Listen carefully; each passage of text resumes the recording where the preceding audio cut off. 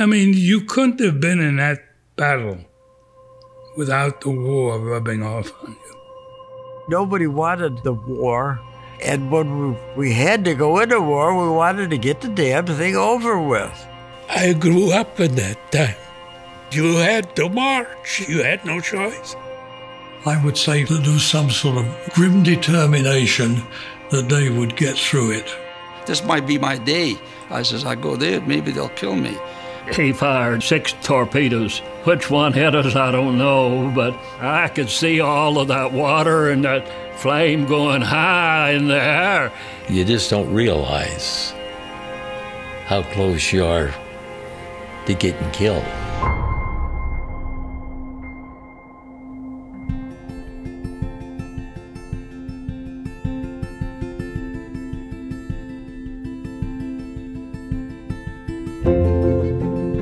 Over the past 3 years, we've been traveling cross-country, interviewing the last living veterans of the Second World War. It's been an incredible adventure, but our time is running out, and we need all the help we can get.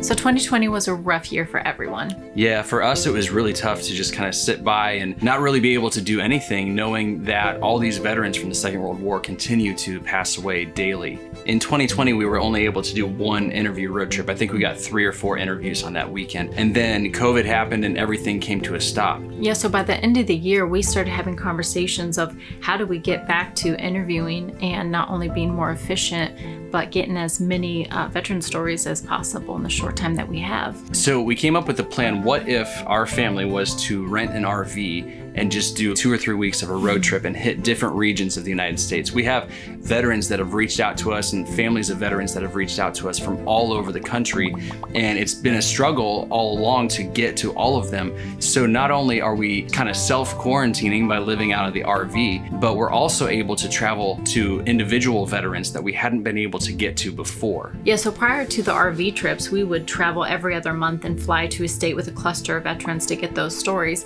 but we would miss out on all these. Yeah, if there's a veteran living, you know, one living in this state over here and one living in this state over here, it just, our funding really didn't allow us to fly to those locations to do one interview. Yeah, so we had to go to places that were more populated. But with these RV trips that we've done, we've been able to drive to those locations where there might be more veterans located, and on the way we're able to hit, you know, the states where maybe we just have 1 or 2 veterans here, 1 or 2 veterans there, and we've been able to get a lot more stories in just one trip than we ever had before. Right, our first RV trip, we got a year's worth of content, which is the most we've ever done in just one trip. So we just got back from our second RV trip. We hit 10 states already this year, and we're so excited to bring all these new stories to you. And this is all thanks to the people that support us on Patreon, the people who make donations through our website. This is literally the one and only reason why we're able to do what we do. It's because of people like you who have been supporting us. And you know, it's so time sensitive. As we were preparing these RV trips, we were contacting the veterans to get everything scheduled, and we had found out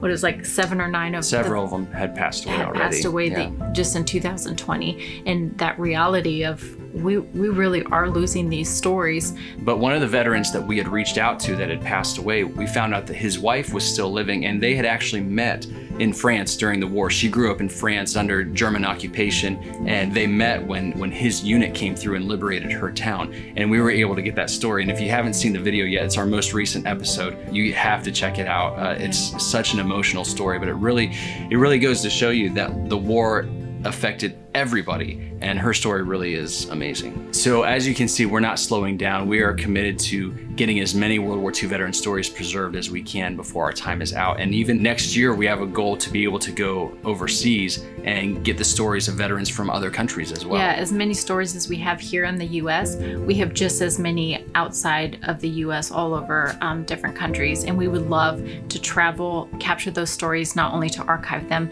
but to educate the younger generation about all sides of the war. We think those stories are so important. Just like our supporters helped us execute going on these RV trips and everything that we've gotten out of them, we're hoping that same support comes in to help us travel overseas to get and capture these stories. And people are always asking us, in addition to financial support, how can we help? How can we get involved with your team?